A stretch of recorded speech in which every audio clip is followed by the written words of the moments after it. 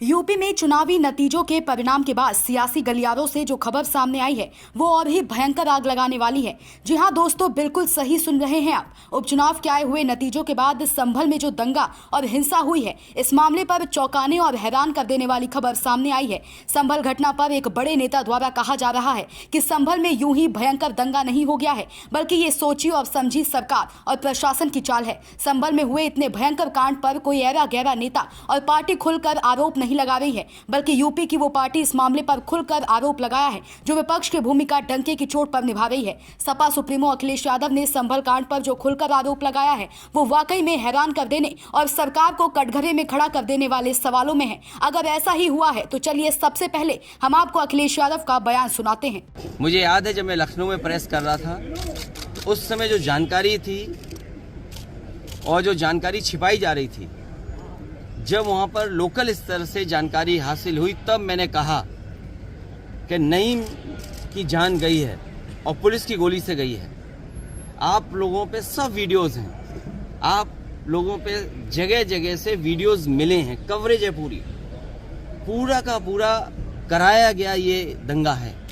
और किसने कराया? सरकार ने कराया, क्योंकि सरकार जो बेईमानी कर रही थी, सरकार जिसने वोट लूटा, सरकार ने जिसने मशीन पर ईवीएम की बटन बार बार पुलिस से दबाई, प्राइवेट ड्रेस में पुलिस लगाई, उस चुनाव में इनकी धांधली, इनकी चोरी न पकड़ी है, इसलिए जानबूझ करके संभल में घटना कराई है। अखिलेश यादव के इतने बड़े आरोपों के बाद योगी सरकार के कानों तक जू नहीं रेंगी और न ही सरकार इनके बयानों पर अभी तक कोई ठोस जवाब दिया, बल्कि योगी आदित्यनाथ धर्मांतरण की राष्ट्र विरोधी गतिविधियों को लेकर गोरखपुर में राष्ट्रवादी छात्र संगठन अखिल भारतीय विद्यार्थी परिषद के 70वें राष्ट्रीय अधिवेशन के कार्यक्रम में एक बयान दे दिया है, जिसको सुनकर विपक्षी पार्टियों और धर्म विरोधी काम करने वाले कुछ मुस्लिम मौलानाओं में खलबली मच गई है। योगी का ये बयान संभल में सुलगती चिंगारी के बीच आया है, जिस पर भयंकर चर्चा हो उठी है। आप ही के बीच में छुपे हुए ऐसे लोग जो छद्म रूप में धर्मांतरण की राष्ट्र विरोधी गतिविधियों को संचालित कर रहे हैं, लेकिन हम लोग ये मानते हैं कि ये लोग सपोर्ट कर रहे हैं। वे सपोर्ट नहीं कर रहे हैं, वे सेवा की सौदेबाजी कर रहे हैं, और उस सौदेबाजी पे लगाम लगाना, उसको देखना समाज के प्रबुद्ध जनों का, समाज से जुड़े हुए जागरूक नागरिकों का यह दायित्व बनता है। यह केवल एक संगठन का काम नहीं, किसी सरकार का मात्र कार्य नहीं, बल्कि हर राष्ट्रभक्त का कार्य होना चाहिए, हर जागरूक नागरिक का कार्य होना चाहिए। और यही कार्य यहां पे टीस जैसी संस्थाएं, यहां पर दिपेश नायर जैसे नौजवानों के माध्यम से कर रही हैं, और ये अभिनंदनीय प्रयास है। मैं इसके लिए दिपेश जी आपका और आपकी पूरी टीम का हृदय से अभिनंदन करता हूं, स्वागत करता हूं। आज आपको यहां पर प्रोफेसर यशवंतराव केलकर युवा पुरस्कार से आपको सम्मान किया गया। सचमुच इस सम्मान का गौरव बढ़ा है,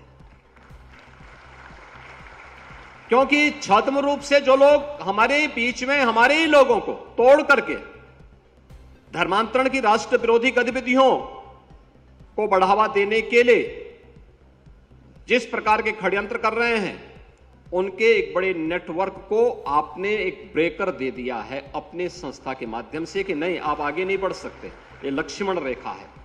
उस लक्ष्मण रेखा को आपने तय किया, आपकी संस्था तय कर रही है, और ये सबकी जिम्मेदारी बनती है।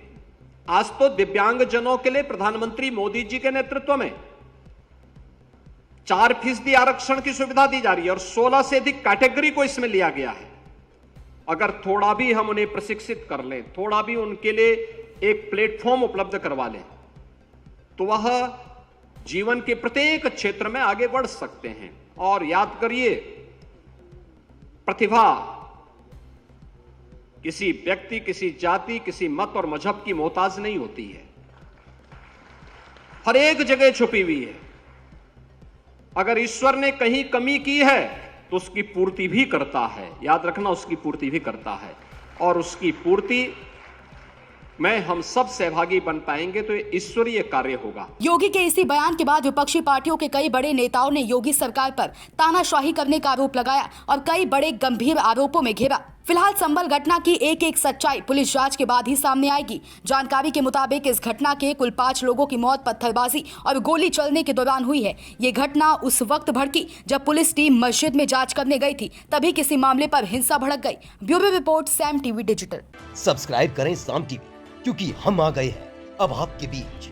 दिखाएंगे सत्ता के वादों और अपराधियों के एक एक कारनामे की हकीकत। और हाँ, अगर आपके पास भी हो कोई ऐसी खबर तो कमेंट करके हमें बताएं, क्योंकि बिना डर और दबाव के हम दिखाते हैं हर एक खबर डंके की चोट पर।